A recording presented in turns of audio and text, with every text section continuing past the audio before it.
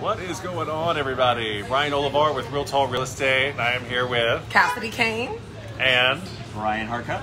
Anyway, guys, we decided to grab lunch with our team and kind of go over new lending trends and stuff like that.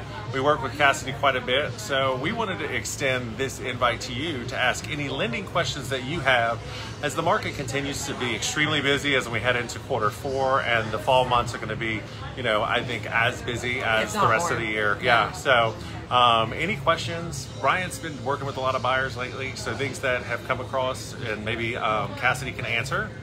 So one of the big questions I get from my new buyers is when to order appraisal, how long is appraisals taking, if we need to do a rushed appraisal, what does that look like, non-rushed appraisal, what does that look like, and Cassidy had some good insight on that for us. Yeah, absolutely. I'd love to be of assistance in answering that question.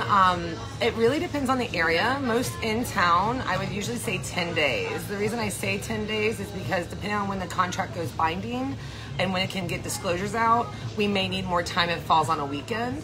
So if we're talking about inside the perimeter or near the perimeter, I would say 10 days is what you can do. You're gonna pay a $200 rush fee that goes directly to the appraiser. It does not come to us or anybody else in the transaction to incentivize them, essentially to make you their top priority. So that would make at US Mortgage the cost about $675 for that appraisal, and you'll have it back within that time frame. If you don't want to do a rushed appraisal, you have a couple options. You can order it day one still, which then makes it $475, and then you would have it back in about 14 days. It still may come back sooner than that, but that's a risk that you're taking, so you need a 14-day contingency.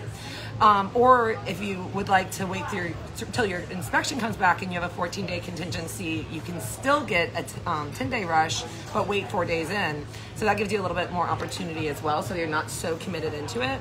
However, my recommendation is always to order it, when you're making your offer, you want it to be as competitive as possible. So most of my clients that are getting their offers accepted right now are doing 10-day appraisal contingencies with the rush so that they can be the most competitive, even if necessarily there's not another offer at the time, because you don't want another offer to come in or them to wait for that. Of course. That's my opinion. Perfect. Awesome. Anything else, Ryan? Let me see. What's the credit score typically like? A lot of people think you have to have an 800 credit score and all of that. What does that look like for conventional, FHA, all of that good stuff? What can you tell us? So conventional, over 700s, easy peasy, you're gonna get an excellent rate. If you're willing to put a little bit more down, you can certainly do under 700, so down to 640. It just sometimes has an effect on the rate, but if you're putting a large percentage down, it's totally fine. And then for FHA, 620 is getting done left and right now.